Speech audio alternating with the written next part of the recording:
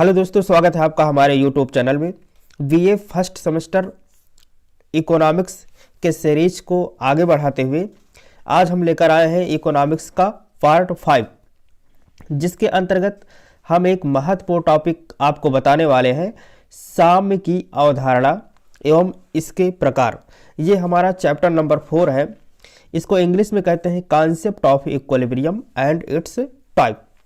इससे रिलेटेड जो प्रश्न पूछे जाते हैं वो इस प्रकार के आते हैं, जैसे साम्य की अवधारणा को स्पष्ट कीजिए एवं इसके प्रकारों का वर्णन कीजिए। यह आता है कि संतुलन से आप क्या समझते हैं। साम्य को ही संतुलन कहते हैं। आर्थिक विश्लेषण में इसके महत्व को समझाइए। यह आ सकता है कि स्थैतिक एवं प्रायोगिक संतुलन की परिभाषा दीजिए। दोनों के गुण एवं अवगुण को बताइए। स्थैतिक एवं प्रायोगिक संतुलन ये संतुलन का एक प्रकार है। इसका डिस्कस हम आगे करेंगे। तो इस प्रकार से छोटे क्वेश्चन भी बन सकते हैं, लेकिन ये ऊपर का जो पहला और दूसरा क्वेश्चन है ये लॉन्ग आंसर में, दीर्घ उत्तरीय प्रश्न में पूछा जाता है। तो चलिए पहले हम ये समझते हैं कि संतुलन क्या है। जैसा कि आप जानते हैं कि साम्य की अवधारणा, संतुलन की अवधारणा में एक शब्द संतुलन को हमें समझना है। दोस्तों, संतुलन बहुत ही जाना माना शब्द है। अपने जीवन के किसी ना किसी क्षेत्र में कभी न कभी इस शब्द को आपने जरूर सुना होगा, अपनाया भी होगा। जैसे कुछ वाक्य आते हैं, मानसिक संतुलन बनाए रखें, और मेज अगर रखा हुआ थोड़ा ऊबड़ खाबड़ है तो आप ये कहते हैं कि इसके पाए के नीचे कुछ लगा दीजिए ताकि मेज संतुलित हो जाए। इस प्रकार से हमने देखा है कि संतुलन का शब्द कई जगह हमें सुनने को मिलता है और इसके विषय में हम समझते भी हैं कि संतुलन क्या है। अब अगर हम ये सोचें कि अर्थशास्त्र में संतुलन की आवश्यकता क्यों आ पड़ी, अब इसकी आवश्यकता अर्थशास्त्र में क्यों है, तो इसकी आवश्यकता अर्थशास्त्र में इसलिए है क्योंकि अर्थशास्त्र में भी हमें संतुलन बना के रखना पड़ता है। अर्थशास्त्र के अंग में जैसे हमने बताया था कि उसमें कुछ पार्ट होते हैं अर्थशास्त्र के, जैसे उत्पादक एवं उपभोक्ता। उत्पादक एवं उपभोक्ता, तो उत्पादक और उपभोक्ता के बीच संतुलन को बनाए रखना अर्थशास्त्र में संतुलन को दर्शाता है। यदि मान लीजिए उपभोक्ता ज़्यादा हो गए, कंज्यूमर बढ़ गए, वस्तु की मांग बढ़ गई और उत्पादन कम है, तो अर्थव्यवस्था गड़बड़ा जाती है। इसलिए हमें यह सदैव ध्यान रखना है कि किस प्रकार से अर्थव्यवस्था को संतुलित बनाए रखें, ताकि अगर मांग बढ़ती है तो उत्पादन भी किसी न किसी प्रकार से बढ़ाएं, और यदि उत्पादन नहीं बढ़ता है तो मूल्य बढ़ा दें, जिससे मांग ऑटोमेटिक घट जाएगा। इसीलिए जो हमारे अर्थशास्त्री हैं वो हमेशा कोशिश करते हैं कि किस प्रकार से अर्थव्यवस्था को संतुलन बनाकर रखा जाए। जैसे मान लीजिए किसी चीज़ की मांग बढ़ जाती है तो हमें उत्पादन भी बढ़ाना होगा, और उत्पादन बढ़ाना यदि संभव ना हो, मान लीजिए खनिज तेल है तो खनिज तेल का तो जो क्षेत्र है वो सीमित है, इसका उत्पादन बढ़ाना तो संभव नहीं है। तो फिर हम ये करते हैं कि जैसे इस समय मांग बहुत ज़्यादा बढ़ गई है, गाड़ियों की संख्या बहुत ज़्यादा बढ़ गई है, तो इसके रेट को बढ़ा देते हैं।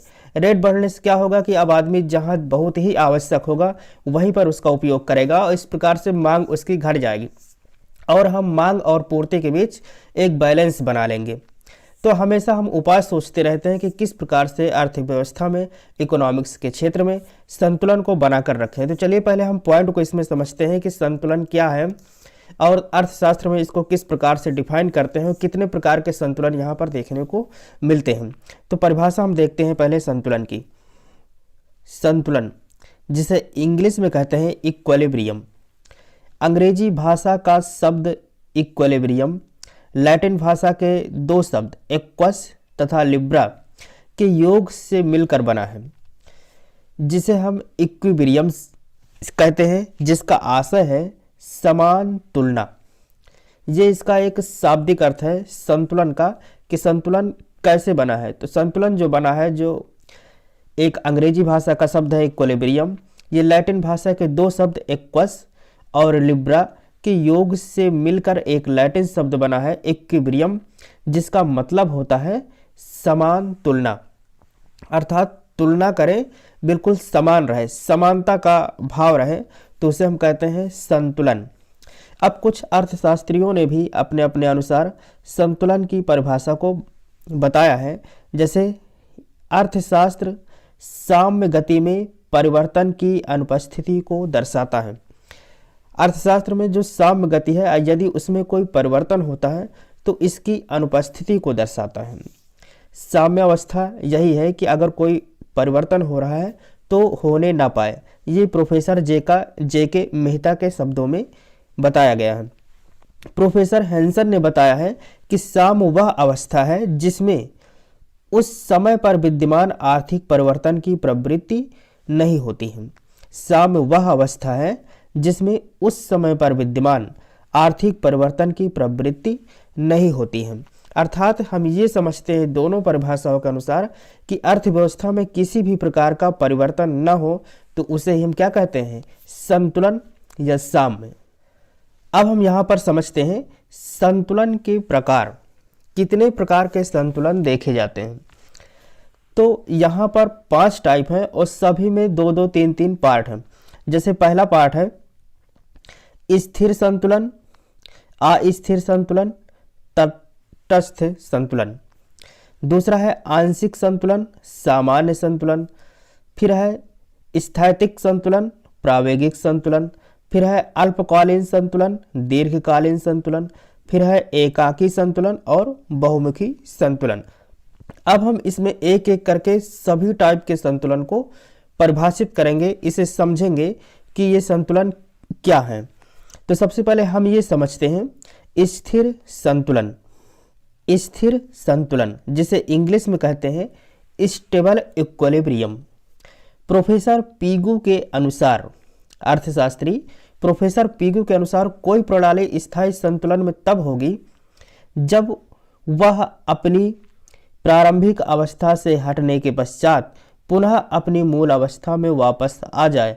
तो इसकी तुलना एक पेंडुलम से की गई है। स्थिर संतुलन वो है कि अगर मान लीजिए अपने स्टेट से थोड़ा असंतुलित भी हो जाती है, थोड़ा हट भी जाती है, तो एक निश्चित समय के बाद फिर अपनी अवस्था में आ जाए। जैसे हम लोग पेंडुलम को देखते हैं कि इसका जो साम्य है बीच में, इससे अगर थोड़ा लेफ्ट या राइट डिस्प्लेस भी कर दें, विस्थापित भी कर दें, तो छोड़ने के बाद फिर ये अपनी ही अवस्था में आ जाती है। तो ऐसे संतुलन को स्थिर संतुलन कहते हैं।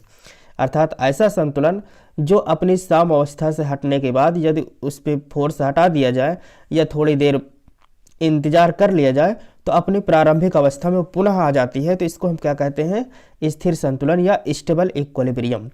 मार्शल के अनुसार, मार्शल ने भी बताया है कि जब मांग एवं पूर्ति बराबर होती है, जितनी मांग है उसके अनुसार पूर्ति है, तो कीमत संतुलन की अवस्था में होती है। और यदि किसी कारण से मान लो बढ़ भी जाए तो पुनः उसी अवस्था में आना चाहती है, क्योंकि मांग और पूर्ति दोनों बराबर हैं। और किसी कारण से अगर कीमत बढ़ भी जाती है तो कुछ समय बाद फिर वो लौट के उसी अवस्था में आ जाती है। तो इस प्रकार के संतुलन को हम क्या कहते हैं, स्थिर संतुलन, इंग्लिश में कहते हैं स्टेबल इक्विलिब्रियम। दूसरा संतुलन है अस्थिर संतुलन, जिसे कहते हैं अनस्टेबल इक्विलिब्रियम। अस्थिर संतुलन वह स्थिति होती है जब कोई वस्तु किसी असंतुलन के पश्चात अपनी प्रारंभिक स्थिति में वापस ही न आए। एक बार उसमें असंतुलन हो जाए, संतुलन उसका हट जाए, तो लौटकर अपनी स्थिति में वापस ही न आए। जैसे कोई सीमित क्षेत्र है, सीमित उत्पादन है, जब उसका रेट बढ़ जाता है तो चूंकि अब उसकी संभावना नहीं है कि उसका उत्पादन बढ़ पाएगा और वो असंतुलन सदा के लिए हो जाता है। जो उसका रेट बढ़ता है वो सदा के लिए हो जाता है। तो ऐसे संतुलन को हम अस्थिर संतुलन कहते हैं कि एक बार इसका संतुलन हट जाए तो फिर वो सदा के लिए हो जाए। तीसरा संतुलन है तटस्थ संतुलन, न्यूट्रल इक्विलिब्रियम, जो अपने ही अवस्था में रहे, न घटे न बढ़े, तो उसे क्या कहते हैं, न्यूट्रल इक्विलिब्रियम। इस संतुलन में यदि कोई विघ्न भी मान लो उपस्थित हो जाता है तो उसका कोई विशेष प्रभाव नहीं पड़ता। तो ऐसे संतुलन को हम क्या कहते हैं, तटस्थ संतुलन। तटस्थ संतुलन को समझने के लिए जैसे मान लेते हैं हम अंडे का एग्जाम्पल लेते हैं, तो अंडा अपनी जिस भी अवस्था में रखा हुआ है, यदि उसे हम थोड़ा विघ्न भी डालें, थोड़ा उसको धक्का दें, तब भी उसके संतुलन में कोई असर नहीं पड़ता, क्योंकि उसका साइज ही ऐसा है। ये देखिए, इसके संतुलन में कोई असर नहीं पड़ेगा। पिगू के अनुसार, पिगू अर्थशास्त्री हैं, इन्होंने भी बताया है कि एक अंडा जो अपने लंबाई के रुख खड़ा पड़ा है तटस्थ संतुलन में है। ये एक इसका उदाहरण है कि न्यूट्रल इक्विलिब्रियम क्या होता है। इसी प्रकार से इसमें एक प्रश्न और बनता है लघु उत्तरीय प्रश्न में कि स्थिर एवं अस्थिर संतुलन में अंतर बताइए। तो जब भी अंतर लिखने को आता है तो हम बीच में एक लाइन खींचते हैं, इधर स्थिर संतुलन और इधर अस्थिर संतुलन लिखते हैं। फिर स्थिर और अस्थिर दोनों में हमने जो भी बातें बताई हैं उसको एक एक साइड करके लिखते हैं और आंसर देते हैं। तटस्थ संतुलन को हम ग्राफ के माध्यम से समझते हैं। मान लेते हैं यहाँ पे OQ क्या है, मात्रा है, और OP कीमत है। किसी समय मान लो किसी परिस्थिति में ये जो OP कीमत है OP1 पर पहुंच जाता है, तो OP1 हो जाने पर भी एक इवन नया संतुलन बन जाता है और मात्रा और कीमत के बीच संतुलन बना ही रहता है। O मान लीजिए इसका संतुलन बिंदु E1 हो भी गया, तब भी हम देखते हैं कि QE1 और OP1 के बीच जो एक संतुलन है वो बना रहता है, आंशिक संतुलन, जिसे कहते हैं पार्शियल इक्विलिब्रियम। प्रोफेसर शुम्पीटर के अनुसार आंशिक संतुलन वह होता है जो केवल आंकड़ों की सीमित मात्रा पर आधारित होता है। जैसे किसी एक उत्पाद मात्र की कीमत को ही ले लिया जाए तो आंशिक संतुलन वह होता है जो केवल आंकड़ों की सीमित मात्रा पर आधारित होता है। इसमें किसी एक विशेष आंकड़े को लेकर ही हम संतुलन को परिभाषित करते हैं। दूसरा आता है सामान्य संतुलन।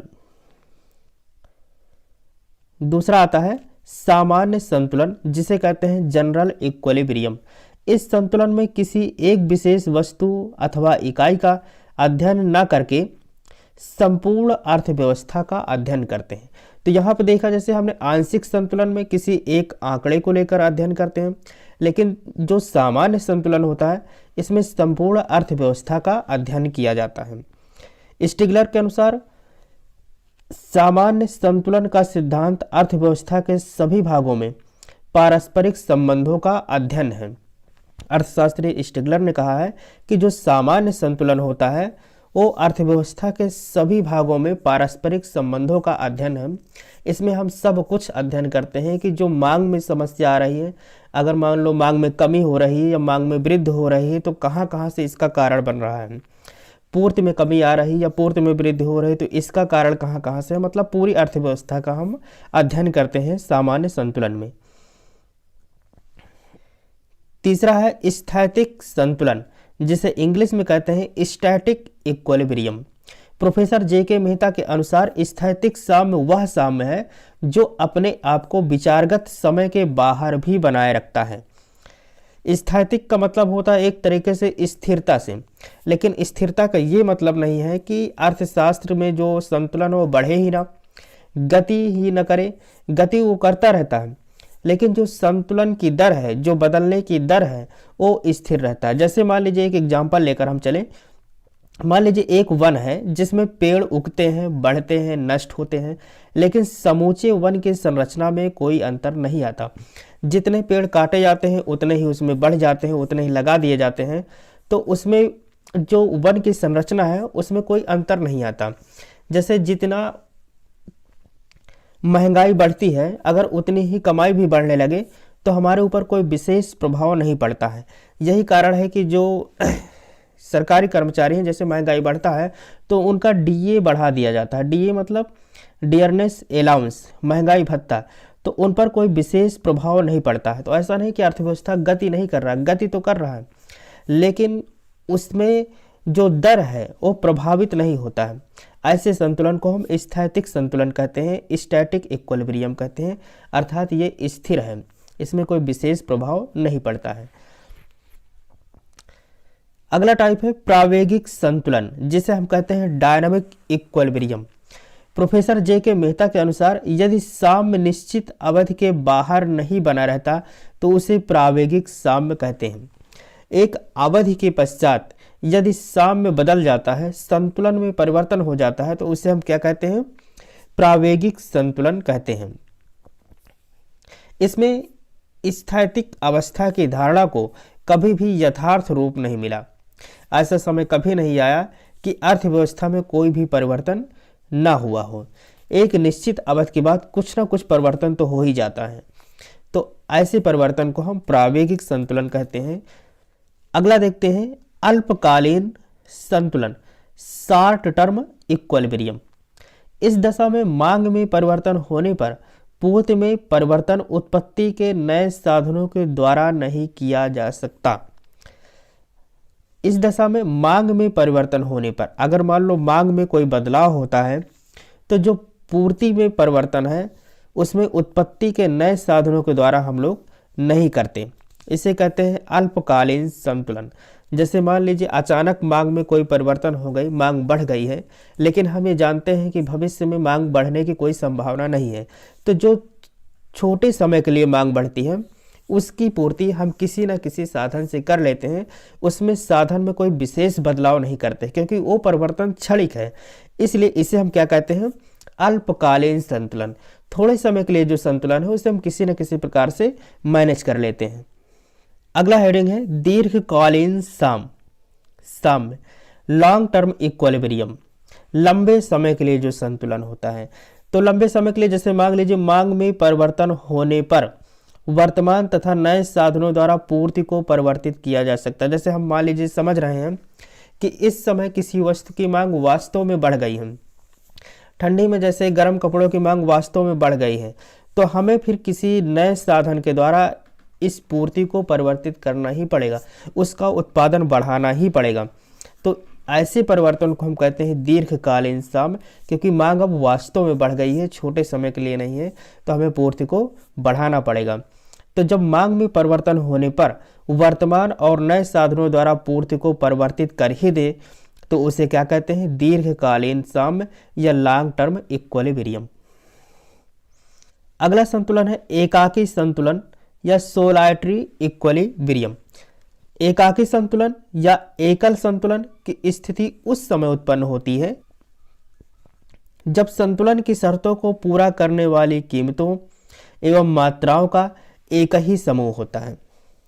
अर्थात एकाकी संतुलन की स्थिति उस समय उत्पन्न होती है जब संतुलन की शर्तों को पूरा करने वाली कीमतों एवं मात्राओं का एक ही समूह होता है।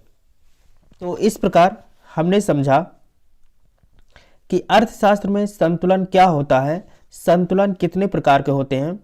अब अगली हेडिंग है आर्थिक विश्लेषण में महत्व।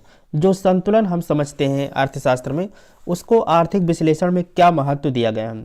अर्थशास्त्र में संतुलन का आशय यह नहीं है कि संतुलन की स्थिति में गति ही नहीं होनी चाहिए, जैसे स्थैतिक संतुलन में हमने बताया है। तो अर्थशास्त्र में संतुलन का आशय नहीं है कि संतुलन की स्थिति में गति ही ना हो, बल्कि गति की दर में किसी प्रकार का परिवर्तन नहीं होना चाहिए। अर्थव्यवस्था में वस्तुओं का उत्पादन एवं उपभोग किया जा सकता है, अर्थात उसमें गति है। तो संतुलन का अर्थ ये नहीं कि उसकी गति ना हो, अर्थात उत्पादन उपभोग ही बंद हो जाए, ऐसा नहीं। उत्पादन और उपभोग चलता रहेगा, लेकिन ये होना चाहिए कि उत्पादन और उपभोग की गति की दर में कोई परिवर्तन नहीं होना चाहिए। जैसे मान लीजिए हम उत्पादन करते ही जा रहे हैं और कंज्यूमर बिल्कुल घट गए हैं, तो इससे क्या होगा, संतुलन की अवस्था गड़बड़ा जाएगी। उत्पादन और उपभोग एक समान दर से, समान गति से चलते ही रहना चाहिए। तो उसे कहते हैं अर्थव्यवस्था में साम्य है, संतुलित है ना। अर्थव्यवस्था में साम्य है, संतुलित है और स्थैतिक साम्य है। तो इस प्रकार जब तक इसकी दर स्थित रहेगी, जब तक उपभोग और उत्पादन की दर स्थित रहेगी, अर्थव्यवस्था संतुलन में रहेगी। अब हम ये समझते हैं कि संतुलन की अवधारणा का महत्व क्या है। एक एक पॉइंट में इसके महत्व को समझते हैं। पहला महत्व है आर्थिक सिद्धांतों के प्रतिपादन में सहायक। जो भी आर्थिक सिद्धांत बनाए गए हैं, जैसे अधिकतम संतुष्टि का सिद्धांत, राष्ट्रीय आय वितरण का सिद्धांत, राष्ट्र में प्रत्येक व्यक्ति के जो आय का वितरण होता है, जो आकलन किया जाता है, उन सब को जानने के लिए संतुलन की अवधारणा का महत्व को समझना बहुत आवश्यक है। दूसरा है आर्थिक समस्याओं के समाधान में सहायक।